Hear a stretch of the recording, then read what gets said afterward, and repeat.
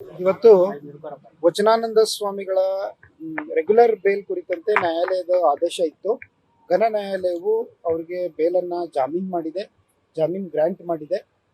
ಕೆಲವೊಂದು ಕಂಡೀಷನ್ಗಳನ್ನ ಹಾಕಿದೆ. ನಾವು ನ್ಯಾಯಾಲಯದ ಆದೇಶವನ್ನ ಗೌರವಿಸಲೇಬೇಕು.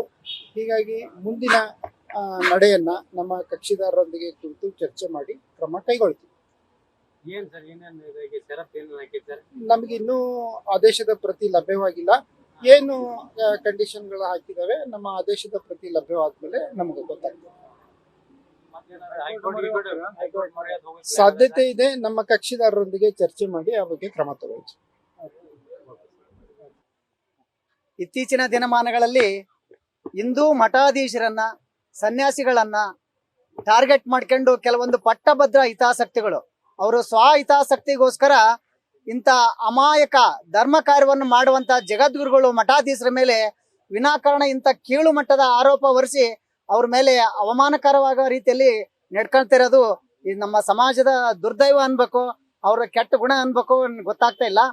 ಇನ್ ಮುಂದೆ ಆದ್ರೂ ಸಮಾಜದ ಮುಖಂಡರು ಇಂಥ ಕೀಳು ಮಟ್ಟದ ಕಾರ್ಯ ಬಿಟ್ಟು ಸಮಾಜದ ಉದ್ಧಾರಕ್ಕೆ, ಹಿಂದೂ ಮಠಾಧೀಶರ ಬೆಳವಣಿಗೆಗೆ ಪೂರಕವಾದ ಕೆಲಸ ಮಾಡಿ ಸಮಾಜದ ಜನರ ಅಭಿಪ್ರಾಯವನ್ನ ಒಳ್ಳೇದ್ ಮಾಡ್ಬೇಕಂತ ನಾನು ಕೇಳ್ಕೊಂತೀನಿ.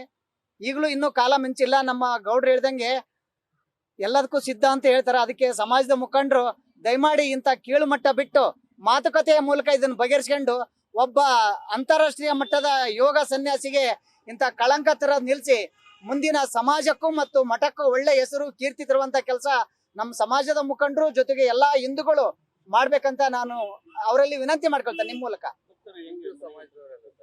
ಇಡೀ ಸಮಾಜ ಕೆಲವು ಏನು ಮುಖಂಡರು ಸ್ವಹಿತಾಸಕ್ತಿಗಳು ಮಾಡಿದ್ದನ್ನ ಇಡೀ ಸಮಾಜ ಒಕ್ಕೊರ್ಲಿಂದ ಖಂಡಿಸ್ತದೆ. ಆದ್ರೆ ಅದನ್ನ ಇವತ್ತೆಲ್ಲ ನಾಳೆ ಮುಖಂಡರು ಬಗೆಹರಿಸ್ಕೊಂತಾರ ಅಂತ ಯಾರು ಬೀದಿಗೆ ಬಂದು ಹೋರಾಟ ಮಾಡಕ್ ಹೋಗ್ಲಿಲ್ಲ.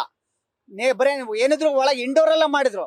ಆದ್ರೆ ಇಂಥ ವರ್ತನೆಗಳು, ಈ ಸ್ವಹಿತಾಸಕ್ತಿಗಳು ಪಟ್ಟಭದ್ರರು ಇದೇ ರೀತಿಯ ವರ್ತನೆಗಳನ್ನ ಮುಂದುವರಿಸ್ರೆ ಜನರು ಯಾವ ರೀತಿ ರೊಚ್ಚಿ ಹೇಳ್ತಾರ ಅನ್ನೋದು ಹೇಳಕ್ ಬರಲ್ಲ.